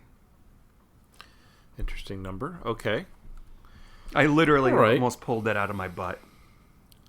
All right. Let me tell you what I liked about it. So I liked the fact that the friend of Jessica was actually the killer. Mm-hmm. Because typically the friend of Jessica is innocent, but not this case. I liked that we get some kind of warning about what's going to happen when Warren, because about halfway mark, about 40 minutes in, Warren asks Jessica, "Hey, I want you to work the case," and Jessica responds to Warren saying, "Well, I'll have to follow whatever the truth leads me." And Warren's like, "Okay, that's fine. I just need you to work this case," in which we find out is because he wanted to protect Patricia. Mm-hmm. I also like the one minor character, very, very minor character of the autograph collector. Oh yes, we forgot about him. Yes. Yeah, he's a misdirect through and through. I mean, we are expected to believe he's there for nefarious reasons, when actually he's just got a book of Warren's that he wants an autograph for. And I guess because I kind of relate to this guy from all the Doctor Who conventions and other, conventions we've gone through. Well, we probably look, I think the fans look a little suspicious because we're on the lookout for that individual. I mean, I remember there were actors and actresses in Doctor Who that I just wanted to meet. And so I kind of feel for him. And I really like this guy. Again, he's a misdirect. He does look suspicious. Probably does some nasty things in the bathroom at night. But I like this guy. He's fun. Huh. I also I like the flashbacks that we see when Yuri in his book, the character Boris, which is supposed to be him in real life. Those flashback scenes, we see how the son is murdered. You know, and- with those flashback scenes, I'm sorry, Yeah. I meant to say this. When they first started, I was like, oh shit, what the fuck is this? This is about to turn just downright hokey. But they weren't. They weren't hokey. It wasn't hokey at all. No, sorry. there was a scene when Boris, aka Yuri, fires on one of the reporters. They use a squibble. I think it's called a squibble, and blood just squirts out from the gunshot. I'm like, ooh, that. Thank God that was in that. What do you call that coloring that you call the filter? In yellow, kind of that flashbacky. Sepia. Sepia. Sepia, yeah, sepia. It would have been nasty. Thankfully, but they went full gore on that gunshot. It was great. Yeah. Some of the things I didn't like, which go beyond what we discussed. Everyone, this sounds bad. It sounds so racist. Everyone looks the same to me. Really? All the white people. I'm like, who the fuck is that? Like, is that the FBI agent? Is that William Batsby? Like, who are these people? Additionally, too many people, too many suspects. I had a problem with that. Another thing, the actor who's playing Yuri doesn't sound Russian to me at all. Oh, he went to school in Eton, in England. The actor or the character? The character. Okay. I had my finger on that too, and it wasn't until Because, somebody mentioned that he went to school. And I can't remember the guy who played Winchester from MASH, David Steers. David. Like when he did a Russian, Yeah. he sounded Russian. So I'm like, this guy doesn't sound Russian to me. So I had a problem with that. Huh. Well, educated at Eton. That's all I'm going to say. Okay. And Well, I didn't know that. Another thing that I had a problem with was that when Yuri wrote the first book, which was fiction based on true events, and Yuri was obviously hero worshipping himself because he's such a he'd probably masturbate to that book. Like, oh yes, I am Russian general. I'm all these great things. I made love to these women. Women wanted me, because that's basically what the beginning was. Like, yeah, the women wanted him. Ben- He was a manly man. Ben. So how do we Ben know? Shapiro. Oh, jeez. Okay, you went political now. So how do we know that somebody else didn't kill Warren's son, but he took for writing stances? There's a word for that. I can't think of it. I'm slightly drunk now. For writing for narrative Purposes. narrative Purposes. Narrative purposes? Yeah, Okay. narrative purposes. Purposes. He shot Okay. the reporter. He shot the reporters. It could have been somebody else. He could have been another general, and he was there, and he wasn't actually a general. He was just a soldier. We don't know that. So when Warren decided to take revenge on his son's death, that he thought was responsible for, but we don't know, because this story he's basing these facts on was partially fictional as well. Well, So- it doesn't necessarily have to be Yuri. Doesn't have to be the one who physically pulls the trigger. Yuri could have, made the command to kill him.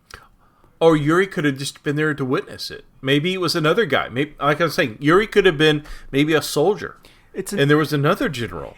Maybe Boris. Maybe this guy Boris isn't Yuri at all, or maybe Boris is a combination of different people. Yeah, it's made to look like him because he's a manly man and he sleeps with young women and he's virile and powerful and which sounds a little bit outrageous. Warren, So I feel like this Boris character in this book was a combination of many people.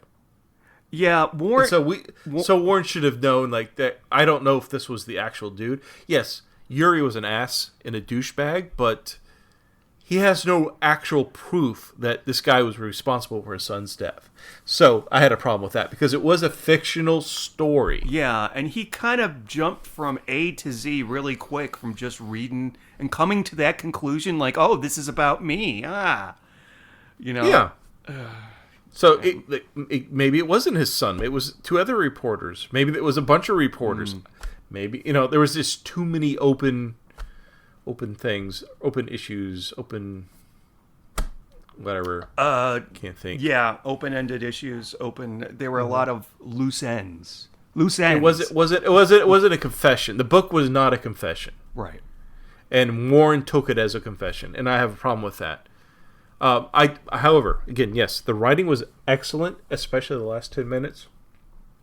And I like the scene where Warren confronts Jessica with a gun and says, well, I've already killed once. I could kill you too. And I like how Jessica, concerned, Angela Lansbury looks concerned. But she talks him down to, like, you wouldn't do that because, we are friends. Mm-hmm. You're one word away from my heart. Mm-hmm. And I don't know. It was very well done, I think, that last scene. Well, so I would expect no less from the co-creator of Babylon 5. Yeah. Co-writer. Never watched that show. I've never watched it either, but it's probably good. I mean, I'm assuming it is. It's famous. Yeah, and so you gave it a 211 out of 302. I'm probably on the same level with you. So I'm going to give it like a 200, I think. Mm-hmm. There was a lot of issues, but there were some highlights of great writing and some interesting parts. But I would not want to see this again. Okay. And that bases my opinion on how I review things. I don't want to see this again. Okay. Oh, one other thing I thought was interesting was the lecturing. So at the very beginning, which I had a problem with, because it felt a little too much on the nose, was at the very beginning, Jessica's giving a lecture in, I don't know where she is, but she's giving a lecture before she travels to LA. And she's talking to people about her writing and stuff like that. And then at the very end of this episode, after Warren turns himself in, she's giving another lecture. We don't know what the context of that lecture is, but someone asks, how could you turn in your friend, was one of the questions. And she goes into morality. And I feel like it's almost like we're setting Jessica up as this great, and she is great, but I don't think she should be great in her own world, in a way. Like, yes, I'm going to compare I'm sorry, you're not done with what you're saying. And I kept thinking, this reminds me of the scene in the Iron Man movie when she says, I am Iron Man. Oh. But she's... Fuck. Sorry, I know I just lost you there. But I thought you were going to say No, but when she does else. this lecture, like, you got to live to your morality, you got to live to your standards. I don't know, just the lecture at the beginning, and then there were bookends of this lecture. I didn't like that. Well, she's given a lecture. I compare it to, remember in the Columbo episode, Bye Bye High Sky IQ murder case, where at the end they're playing with the train set, and Columbo goes on about when he was in the academy. Great scene. And, there were always guys that he knew were smarter. It's kind of, he lets it down. He brings down his facade for a moment and tells this guy, this bumbling accountant, something, personal. It's kind of the opposite here. This isn't Jessica. I mean, she doesn't normally give speeches about morality, but I don't know where I'm going with this. Like a tour for the end of her life. Oh. That's what it felt like. Like I'm retiring, but she's just doing conferences where she's talking to other writers about getting their career, and it has nothing to do with morale. I don't know. But I think it's important to note that I don't remember what I was gonna say. Oh yeah, this was an authors convention, but it did turn into the murder convention pretty quickly. Yeah.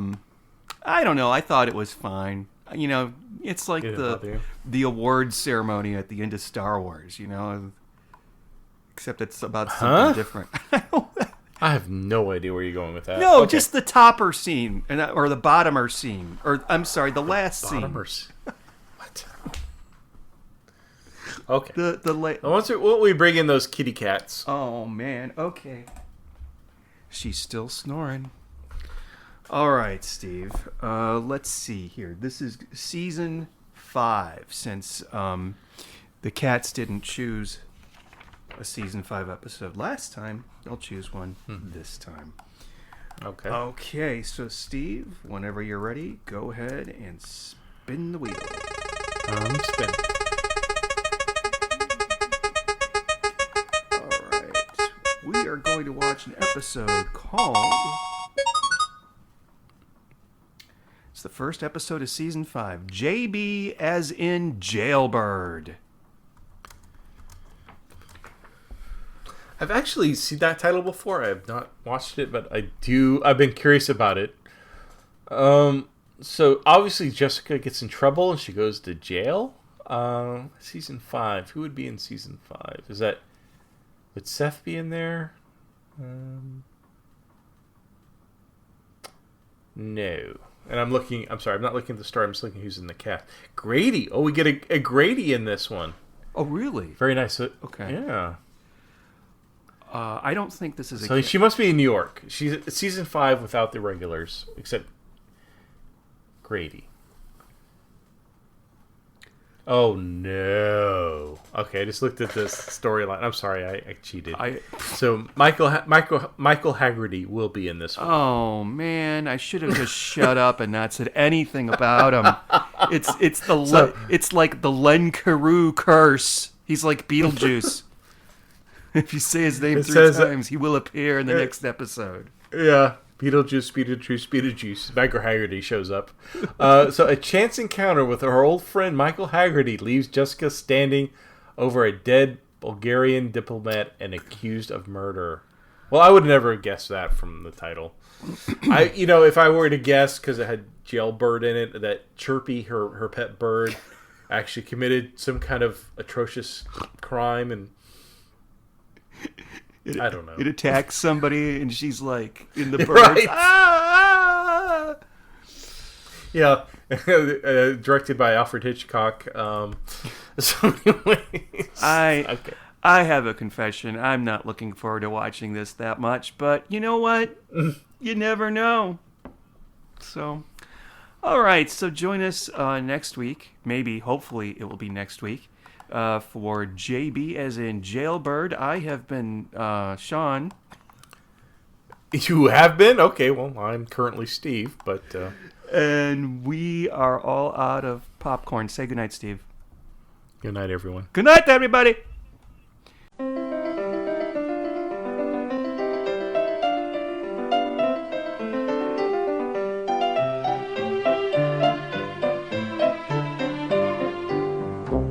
Thank you for listening to the Cabot Cove Confab. If you've enjoyed it, please leave us a favorable review on Apple Podcasts. Also, feel free to reach out to us on Twitter at Cabot Cove Confab or email us at cabotcoveconfab@gmail.com.